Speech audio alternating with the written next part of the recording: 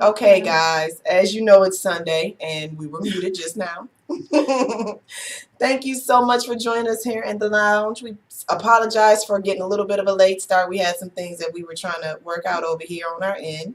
But thank you so much for joining us here. I am Jazz. T is over here helping Miss Shavonne get everything in order for her to go live and for her to, get her viewers on. In the meantime, in between time, I'm going to introduce her. Mm-hmm. Oh, okay. This is Miss Shavonne Bowman. Yes. Author, mother, actress since 12, and the list goes on. Yes, it is. So we're here to discuss this wonderful book that she has taken part in writing called The Aftermath. Life After. Life After. Yes. Mm-hmm. Yes. So tell us a little bit about how did the title come about? So one, it is a anthology.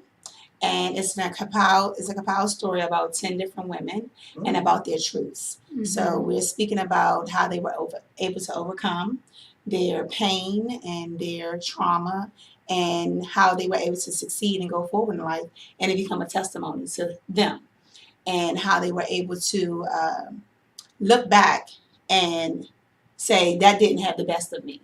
Mm-hmm. And this is what the whole story is talking about. It speaks about rape, molestation, addiction, PTSD, co-parenting, loss, divorce, the list goes on and on. Wow. Yes. So in this book, what part did you contribute? My part, and you still need to get it so you can read it. Yeah. It's very good. Which was addiction. Addiction. Yes. Okay, so how did addiction, what was the main part that was really effective for you? Not talking about, what you wrote in the book because we still want you to get that, but how did it take a toll on your upbringing and your communication and all that good stuff? Well, for a long time, I didn't understand why I was so upset and why I was so angry and how I just can snap off on people and not understanding where the source came from. Mm-hmm. And it wasn't until maybe I was 25 years old that I addressed the situation. And it was with my mother. I just came out and I started talking about different things.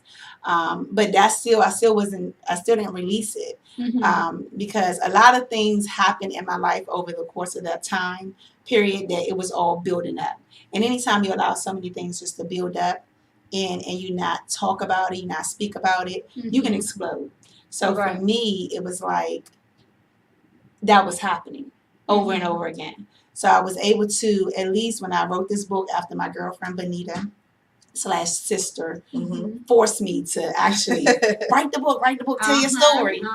After she did that, I sat down and I couldn't even write it at first, honestly. I procrastinated. I started writing. I actually wrote a portion of it and I got through it and then I lost it.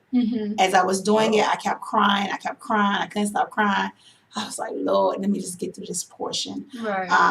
But it was just like festering everything because, when you think you buried something and you think you buried your what happened to you or what you saw growing up, you really haven't. And it can manifest at any point in time. But by me writing that and actually getting it out, when I was done, it felt like weight was lifted off of me. I was able to breathe, to exhale, truly. Because when I thought I did it, I really didn't do it. Right. But I was able to do that. And I was about to ask you, so before you did your writing, how much of your sharing your story that you have spoke to people about it? Because it is a difference with talking about it than writing it. Because now when you write, it's like more thoughts. Yes. So when you wrote the book, was that your first time? Well, probably was not speaking, but did a lot of people know your story? So like a first time story for others.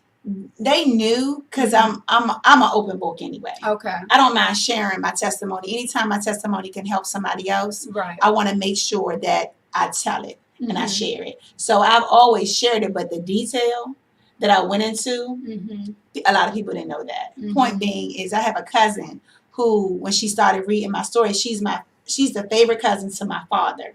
So she's my second cousin. And when she started reading my story, and they like this, they like tight. And she was like, when I got to your part, I was just like, Shavonne, I couldn't read it. I was broken because I didn't know you were going through all of that. Right. You know, she didn't know that was how I felt growing up. And she felt bad, but it was nothing, you know, it wasn't her fault or anything. She just didn't know. Right. So, but at the end of the day, I was just like, yeah, but I feel free now. So I feel good about it. Right. That is awesome. That's amazing.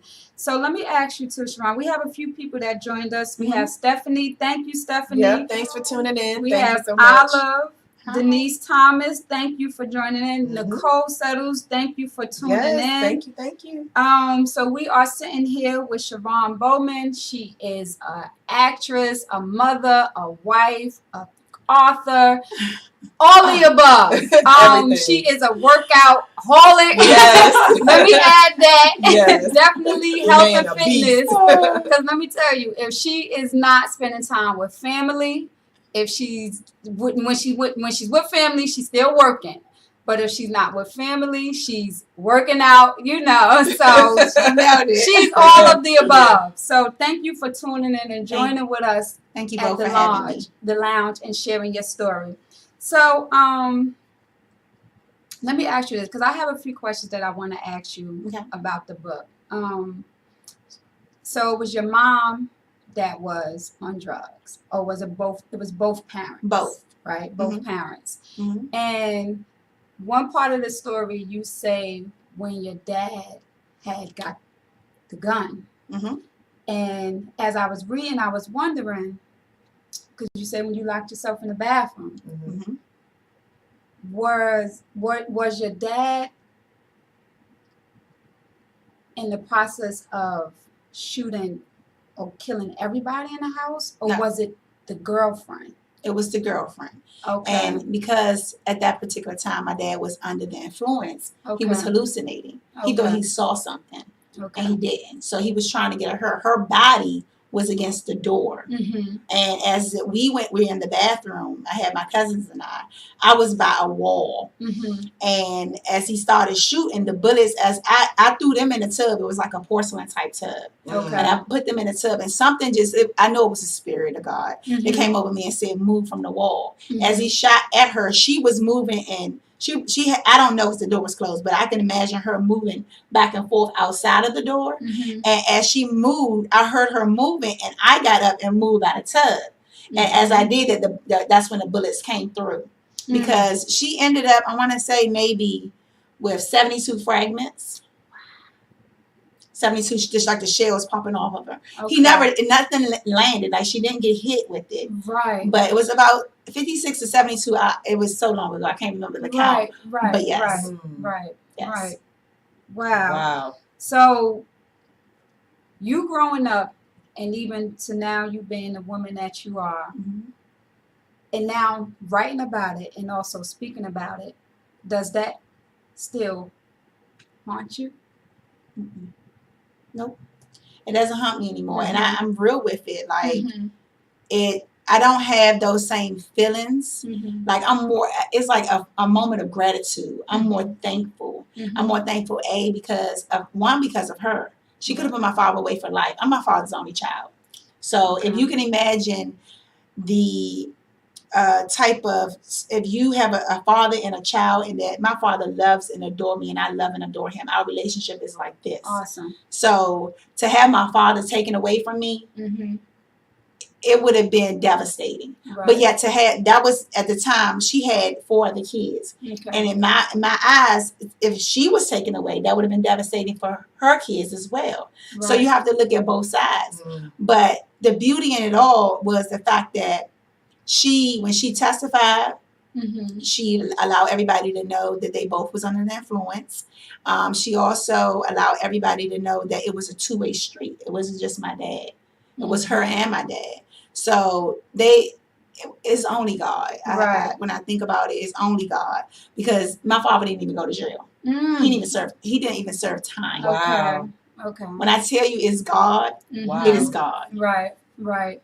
And that's one of those situations where we say, where sometimes people don't see how a bad situation could turn out good. And that really was. A bad situation turned out good. But even from that story, Shavonne, even though back then it probably was a bad story to tell, but the fact you had your dad and his girlfriend, it was like you was already witnessing how the power of two people coming together can really, I guess, show two people had a part to do with it. It wasn't a one-sided story. Her being honest. Yes. Yeah, you know what I'm saying? I It agree. wasn't a one-sided story. And that's where it is that nowadays, a lot of people, women, men, period, don't make it, regardless if it's in relationship or friendships, because it's always one-sided story. You have to be able to admit where you played the part in it too. Accountability. Yes. Accountability and ownership, I believe and I stand by. Yes. I truly do. And if it wasn't both of them taking ownership, as you just stated, in the situation, no telling where it would have ended up. Right. No telling. My father has never had a record. Not saying that he's perfect. Right. He's done wrong. But by the grace of God, he hasn't been caught for his wrong. Right. Yeah. But he's never had a record at all. It did have to go to court. It had to go to trial. But what I'm saying, when I say he didn't go to jail, he went to jail that night. But he didn't have to serve time. Right. So that to me is my blessing. And like her kids, to be honest with you, and I'm saying my sisters, they were bitter about the whole situation. They still are, to be honest with you. Not all of them, but some of them are still bitter. They're still my family. My father and her, unfortunately, they're not together to this day. But for not just that reason, but for other reasons. But they are hurt by it. Right. Somebody hurt their mother. So to all respect, whether it's my father or not, you know, somebody hurt their mother. So you have to allow them to be able to grieve and get off over theirs. Like I was able to move forward with mine. Right. But it's in their own time. And if that happened in this lifetime, it does. But if it doesn't, then that's between them and God. No, you're right. And I was going to ask you if you had any type of relationship with them, your sisters, and even the lady that it happened to. Like, yes. do you guys, are you in communication or? So my father was with her for about 20, no, not that long. Oh, 14, 15 years. I can't remember how long they were married. I was in 9th grade. So they went all the way up to like 2 years ago. So 2 or 3 years ago, they were together. Wow. So it was definitely a while that they were together. But yes, I keep in contact with one of my sisters and both of the brothers, and they're still my sisters, and she's still my mom as well. I know the difference between my biological mother and her, right? Yeah. But they still show me love. They cared for me, so she still is a part of my family. One sister don't care for me, for whatever reasons hers may be, but that's her choice.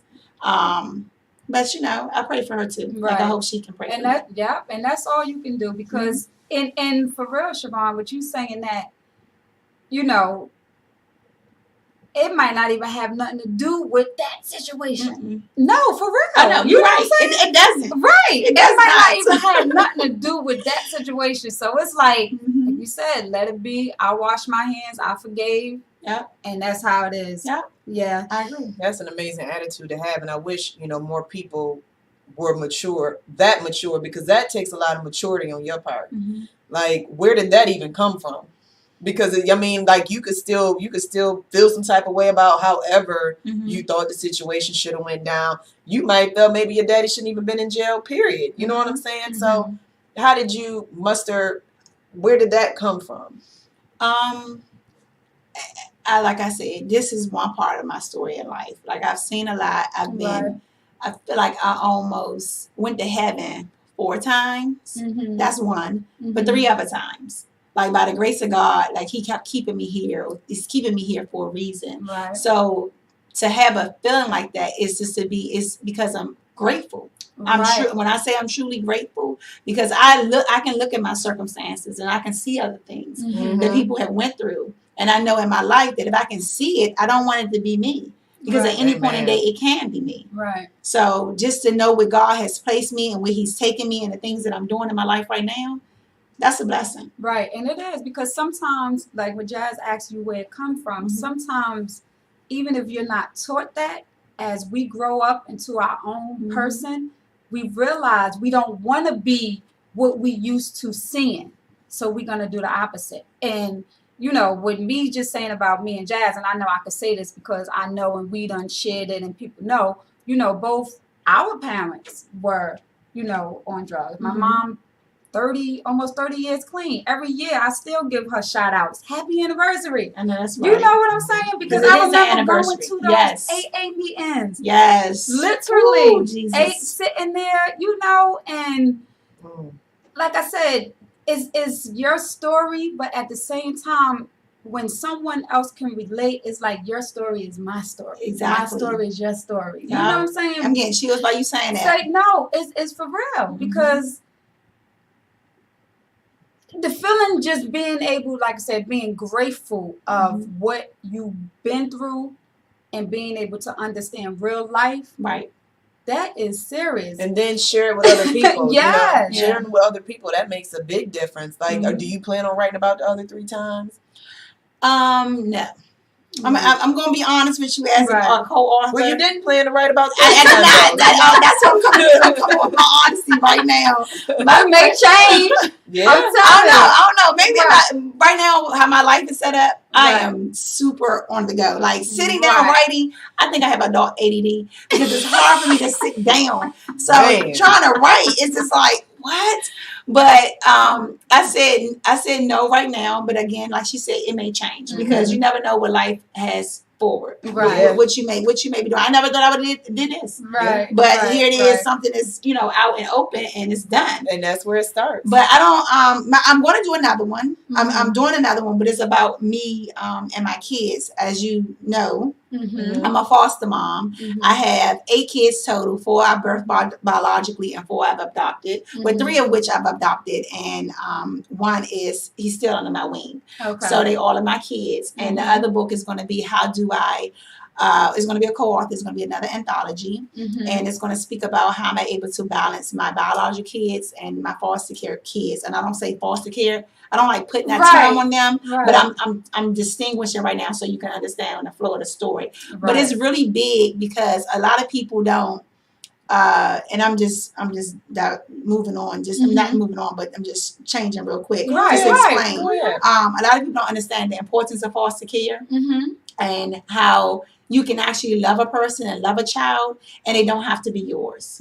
So I was told again from my girlfriend / sister, Benita, that it's a story that needs to be shared because so many kids are out here getting abused and not getting the love that you give to these kids. And I'm not one, especially when it comes to my family, I don't boast about them. So I don't have a need to because they're my kids. Right. So I don't have to boast about my children, what I'm doing for my kids, because this is something natural. I do it. Right. Whether I birthed you or not, you are mine. Right. So, and that's the way I was thinking. She was like, but it's not saying that, Shavonne. It's just saying giving other kids an opportunity of what they can expect and getting parents what they can do. So when she said that, I was like, okay, I'll change my perspective and I'll think about it. Right. And I said, I'll go ahead and do it. And that's when I said I will be a part of the next book. So that's my last book. And I told her, I ain't writing no more. Don't ask me about no more. So you can get me on a mic and I can speak to people. Right. But don't ask me to put nothing else in a book. No, I get it. It's a process. It is time consuming because when we did ours, Jazz, she was on me, Shavonne. She's like, it was times I wanted to say, dang, and Jazz no. And I was like, friend, please.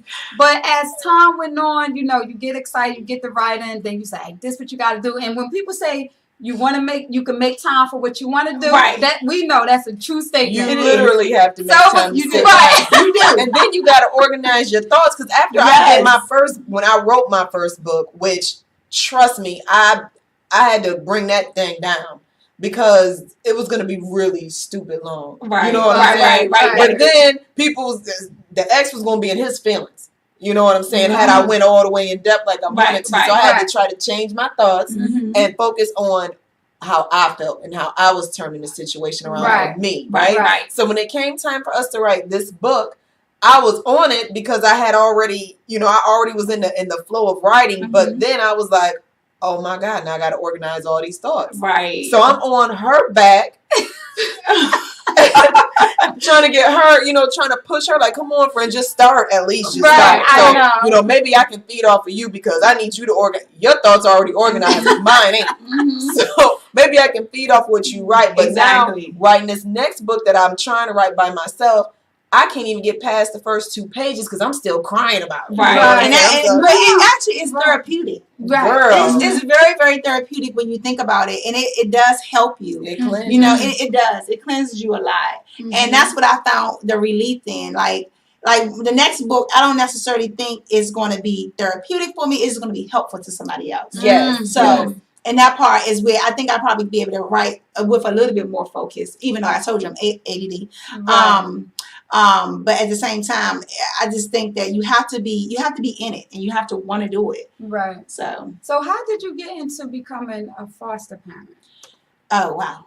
Okay, we transition. Okay, I said you everything. So all that life you live in. We're trying to figure out how did you become an actress, right, all that good stuff. We got some time. We got another 30, 25 minutes. Let's use it then. So becoming a foster parent again because of what I saw growing up. Right. So my grandparents always had somebody at their doorstep. Always taking somebody in to love and to care for them. But what really did it was my cousin. Her name is Tia Williams. And my cousin supposedly, and I'm quoting this, witnessed a murder. And she went into supposedly protective custody. And she had kids. And at this time, my family was very, very large. I think I had about 52 cousins. And no one else could take on her kids. She had kids at 14 and 15. And no one else in the family could take them on. So this lady reached out to help my cousin with her kids. And later she adopted them and they became hers. And I said, if I was in a position to help my cousin, we were all stair steps. So if I was in a position to help her, I would have, but that wasn't my focus. I was like 13 years old. Right. But I grew up she always kept the kids around us until they moved away. And I grew up and I always said, if there's something I can ever do, I want to be able to give back and help somebody else's kids, like somebody helped my family. So that was my main reason of getting involved with it. Originally, I said how I wanted to get involved with it was to do an independent living home.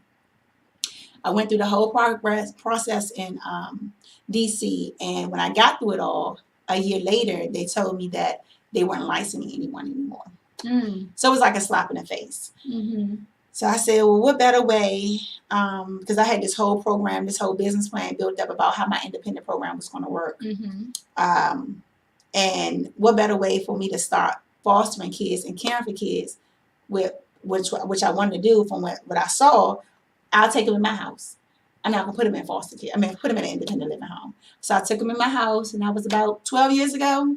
Wow. I think I had about 24 to 26 kids in my life. Wow. Yeah. Shavonne. And then I understood the importance. How do you do it, child? Yeah, it's been something. It has been something. But I think out of the 26 kids that I've had, maybe about, because I'm real big on reunification. Okay. Getting the kids back to their parents. Okay. Because everybody, like my parents, they went through something. Everybody goes through something. That doesn't mean that you have to take their kids. You need to. For me, it was about helping the parents, helping the kids while their parents get their life together and get their mind right.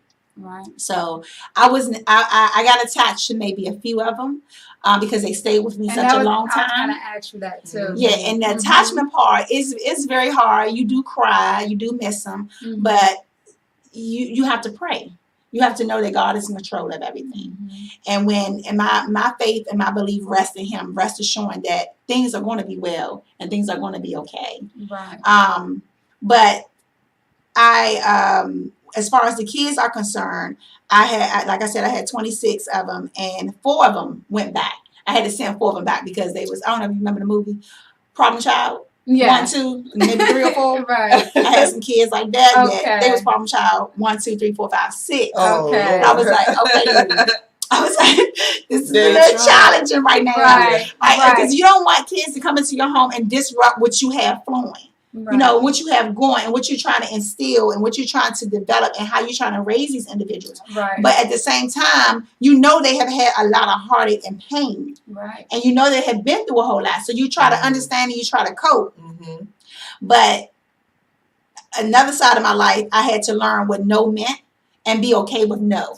Okay. So I was okay with saying I can't. I was okay with saying no.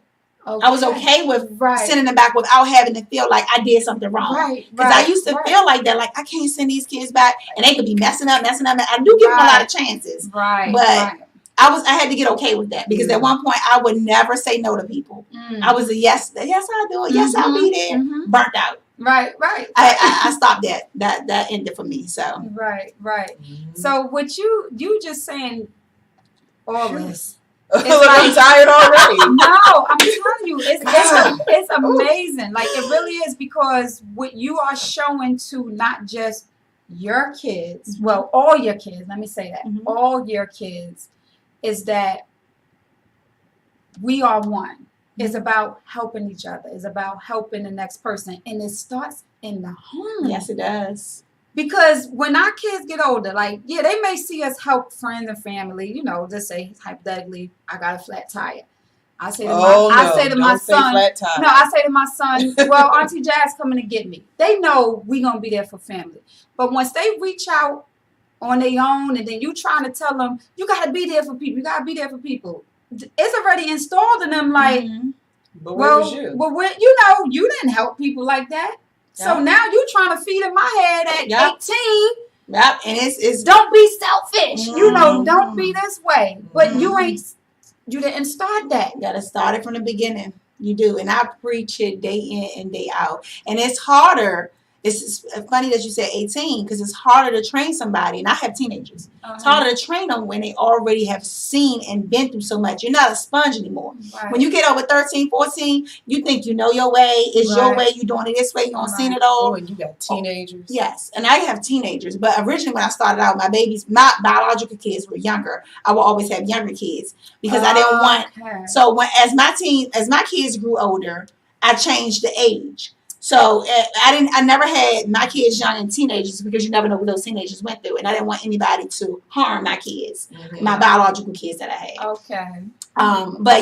But so I was saying the teenagers that I do have right now, it's harder because they have been brainwashed, they have been hurt, they have been traumatized, or whatever the case may be. So I'm trying to reverse all of that, and I'm trying to focus on positive things and trying to make sure they're going in the right direction. And that, my dear, is a challenge. That is a challenge like no other. But I wish I had flowers to give to you. Honey, I can't imagine. I mean, that is a constant day in, day out job. It is. You know what I'm saying? It really, really is. And you have to have a heart for that. Right. Yeah. You know, you don't just wake up one day and say, I'm going to go get somebody's kids and try to raise them. You know, because that is very difficult. But that's your way of giving back. And I had to accept that too because I used to be, I'm not in church. I'm in church, but I'm not doing this for church. I'm not doing this for church.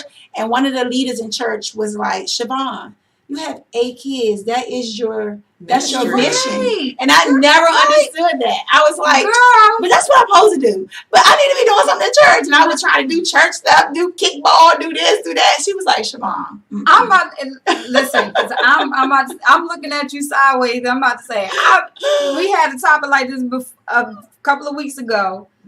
And it was not to go off the topic, but because we gone with the flow of things, and this is what the lounge is about, you know, just open discussion about, you know, real life situations. And the topic was, do you have to be in church to have a relationship with God? And my thing was, for me, I will argue that to death because it's not that I have a fear of going to church. It's not that. I just was never a regular person to go to church. But you can't tell me that I don't have no connection and no relationship with God. There's certain things I keep my mouth quiet about, like politics. I ain't about to argue with that because I don't know nothing about that. But I know my God. Yes. You know, so it's things I will go head to toe with you about. It's interesting that you say that because I'm, as a woman of Christ, I'm heavily, as I grew older and my experiences kept changing, Right. I became more involved in the physical building in church. Right. And I became more involved and closer to God. Right. So my reason for, because I used to battle with that, and I used to battle it with my husband. Right. Like, because he never didn't want to go to, when we was in college and stuff, he would go to church. We was in church. But when we got here, it was like we was trying to find a church home. It kind of died off. And I used to go back and forth with him, like, why you don't want to go to church? The kids say you not go to church, and they see me go to church, and you always up in here. And I used to nag him about it all the time. Then one day, the Spirit came over me, and I was like, stop.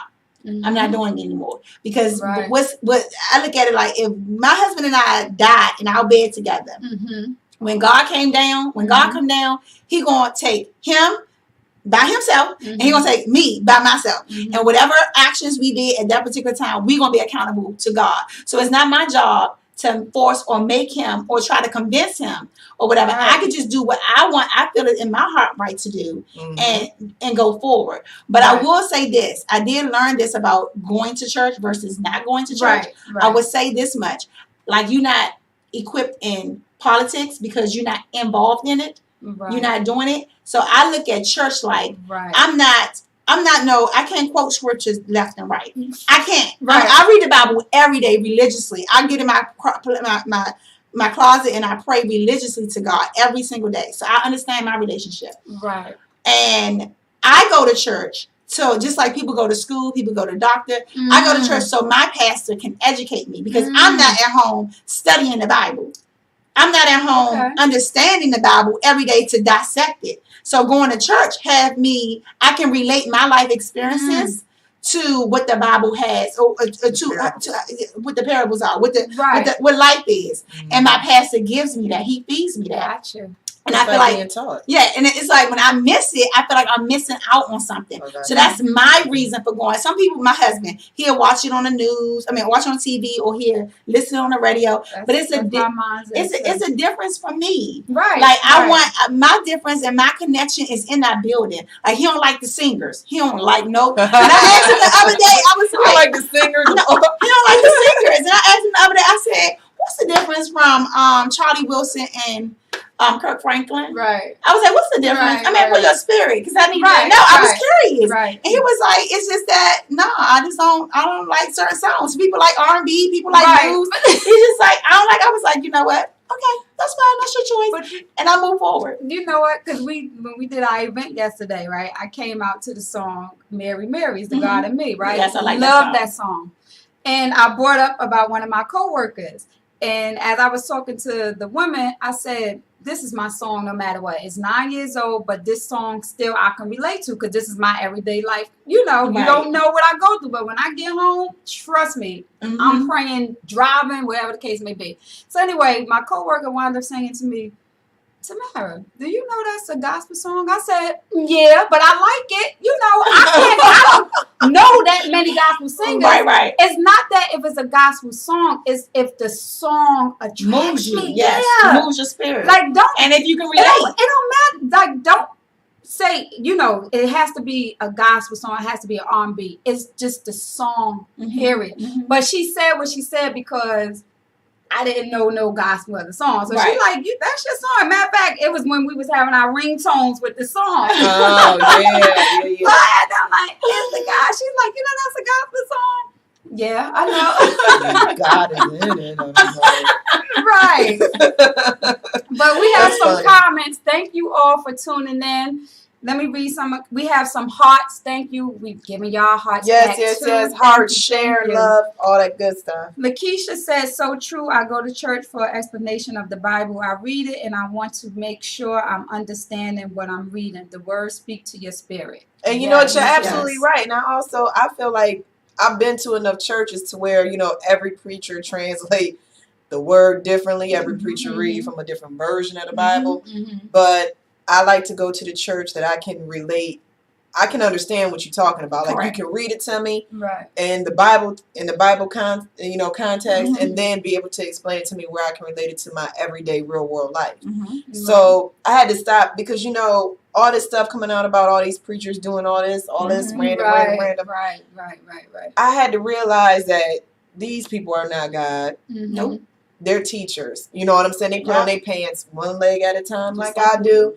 And we are sinners. We are born to sin. You know what I'm saying? So I'm not gonna stop me trying to learn about God because somebody chose to do the wrong thing with their parts. You know, that's just like all these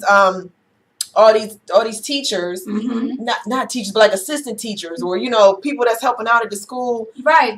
Touching and doing all this stuff with the kids. Do that mean the kids should not go to school ever no more? Right. You know what I'm saying? No, and that's the thing. I don't ever hold anybody like it's a title at the end of the day. And it's a title. Like you said, they put on their pants just like I put on my pants. Yeah. So to give somebody, you know, all of this authority or all of this power just because they carry a title with them. Yes, that title that they carry, like if they're a pastor, they are accountable for more than you and I are accountable because they are relating, they're understanding the Bible. Yes. So that, again, but that's between them and God. That's not between you, them, and God. Right. And that's just like, to me, the world it's amazing how much we judge. It's amazing how much we just judge individuals or judge people when they do wrong. If it's a pastor, teacher, your mama, whoever the case may be. Because when you were saying the titles fits for us too. Exactly. It fits for us. When we know that we did wrong to our child, or you know, you spoke to them a way that you shouldn't have spoke to, which was, you know, my whole thing, just being so verbal abusive. It's like I hold the title as a mother. You should not talk to your child as a mom like that. You know what I'm saying? So that title is, we are all titles. Sisters, daughters. Yes. But they're all titles, but like what's the definition of them? You know what I'm saying? Right. The definition is what you give it. So on the flip side to yours, I would say that when you speaking of like a mom title, I'm speaking about like pastor, preacher. People hold like they can't make mistakes, which they can. Right. So with you, I would probably say, as far as I look at my kids, like I'm a mirror. So when they look at me, they're it's gonna be a reflection of what they see is what they do. So for me, it's like I want to make sure that I'm doing the right thing. So I'm not out here cussing them out. I mean, I'm not. That's your business if you're a mom and you do that. But I'm not cussing them out. I'm not belittling them. I'm not making them feel less than or whatever the case. And don't get me wrong. I'm a hollerer. I do holler. I try to bring it down sometimes. But that's when they get on my they get under my skin. I'm about to say, when you said I'm a hollerer, for some reason, the first thing that came to my mind, I remember we had a workout thing and we was battling with the at the little swamp thing. And you was hollering. I don't know. You was hollering about something. I think you won. It was something. You know, Champ be doing the challenge thing. And you won. And I like. So when you said that, that's the first thing that came to mind. And when you said that, the first thing that came to mind, because I can hear my son saying, "Mom, but you don't gotta yell all the time, Mom." And he's so nonchalant and he's so cool that I have to yell because he ain't paying attention all the way. Oh my God. He's like, "Mom, you don't have to yell, Mom." Mom, why you always yelling? Everything starts and ends with Mom. Right. But yell is always in that sentence. Like, will you tell my mom to stop yelling? My kids say the same thing. My daughter now, she's 17 years old. And when she hear me yelling, she'll be like, or if I be like, we was at somewhere and I was like, we was at Six Flags and I was like, come down here, we over here. She was like, Mom, that is so ghetto. Whatever. She heard me there. She couldn't hear me if I was like, come here. She couldn't hear me say that. No. And she all the way over there. Now I have to walk all the way over there and get her. Right. You get a little pep in your step when I holler too. Exactly. Don't take you all day. Oh goodness. But I completely understand what you're saying. Like the titles that we give people and the titles that they hold, they do have to be accountable. But at the same time, who are we to judge? Right. You know what I'm saying? Who are we to judge? Basically, you know, titles are just what they are. They paid for that title. Yep. You know what I'm saying? Money bought that. Hard work. I'm not gonna say it wasn't hard work, but at the same time, they are still human, just like we are. So I think we have to be accountable as well, because no matter what they do in their private life, what you learn in that school is still knowledge that you can put in your tool bag to, you know, keep going. So that's something that I was thinking about. Like, you know, I go to church, but I may not always. I may go to different churches. Right. You know what I'm saying? Right. Just to see, well, hey, if I don't go to my church, I can go to this church because it's close to my house or whatever. Right. But it's very important that no matter what, whether you go to church or not, it's very important that you develop and have a relationship. That's just like giving tithe. I think we talked about tithing as well. Like tithing don't only come in the form of money, which I never thought about because I'm thinking 10%. You know what I'm saying? I'm like, it was a time where I wasn't going to church because I didn't even have 2%. You know what I'm saying? It was either church tithes or gas. Right. So I was like, well, I'm just going to skip this Sunday and just not go because I don't really have the cash. But then I was like, your service. Now, it don't necessarily have to be in the church. It can be your service outside of the church. Right. So I do have a little difference with that too. And we just being honest. So my difference is, and I used to think like that too. I did. But then when I started having a better understanding, I started reading more and listening more.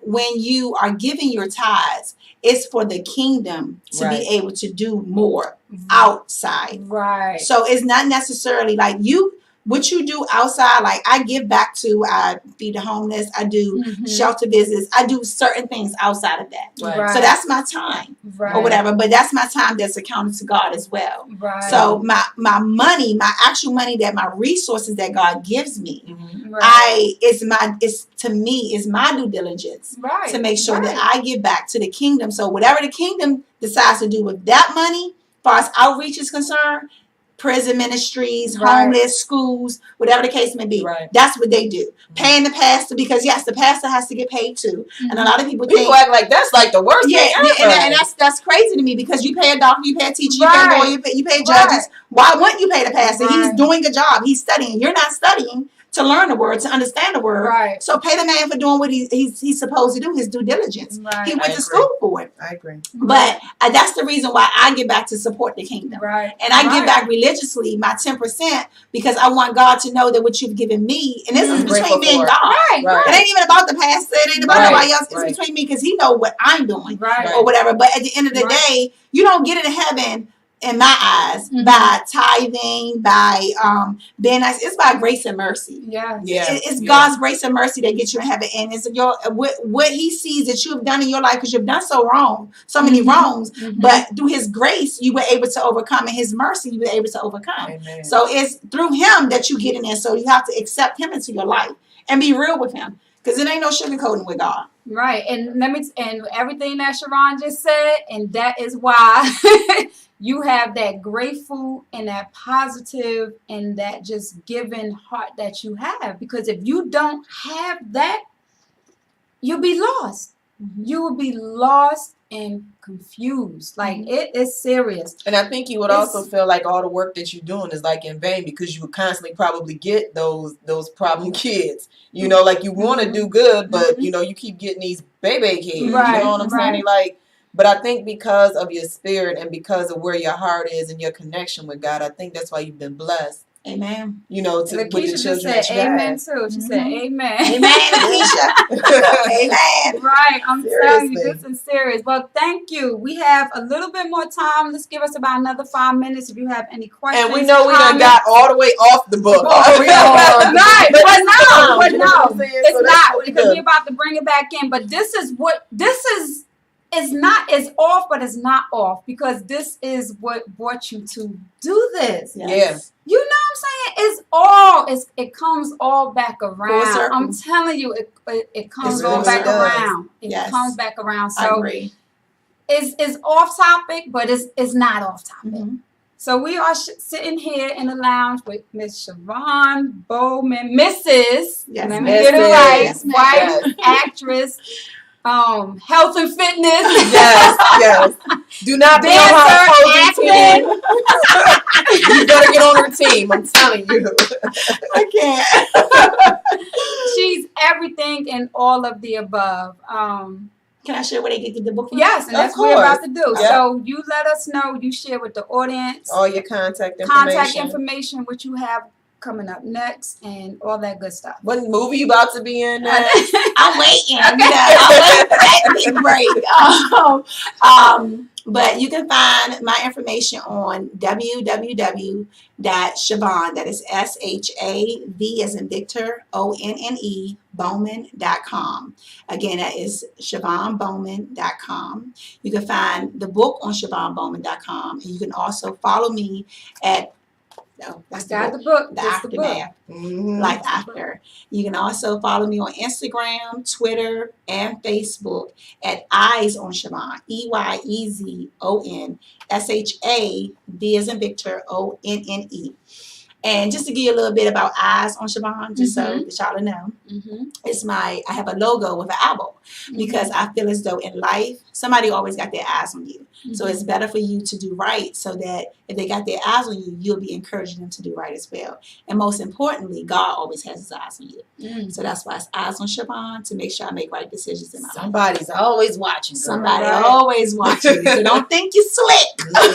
Right. What you do. My mom always told me what you do in the dark dark will come to light. And especially when you believe it and don't. Oh, that's a great point, segue. But I just want to say this. when you do in the dark, for all the women out there, I mean, men, women, whoever, do in the dark and they come to light, don't be that nagger. So when God, this is a part of my life. Right. When God wants to reveal something to you, I have an Invisalign, by the way. I do apologize. Because sometimes I trip over my words. When God wants to reveal something to you, he will do it. So you don't have to chase it. He'll show you. Absolutely. Girl, you ready to go? I mean, you want to preach some more? Well, listen, let me tell you. I've enjoyed our show is an hour. Listen, you are welcome back. And I always let people know if you have any, we let our audience know if you have any topics, anything you want to talk about, let us know. You are welcome back at the lounge. When you just say, hey, I just want to talk about this on my mind. I want to vent. Whatever you got coming up, let us know. This is what we do. Yes. So thank you all for tuning in. We will share this. So even after, if you have any questions, you want to ask Mrs. Shavonne, questions about the book or just everything that she shared, you know, today, just hit her up or hit Jazz and us up and TL2 with Jazz and T at yahoo.com. You got our Facebook, Jetson's Radio DC, JT Ladies Lounge, both of them pages. Then we got our 2 personal pages. So we are always somewhere. We can always be reached. If you want to carry on this conversation, add to it. Or even if you got questions for Miss Shavonne. So we thank you for joining us tonight in the lounge. I appreciate both of y'all. I've enjoyed the energy. Thank you so much. All right, y'all. Have a good night. Thank you. Thank you. Bye. Good night.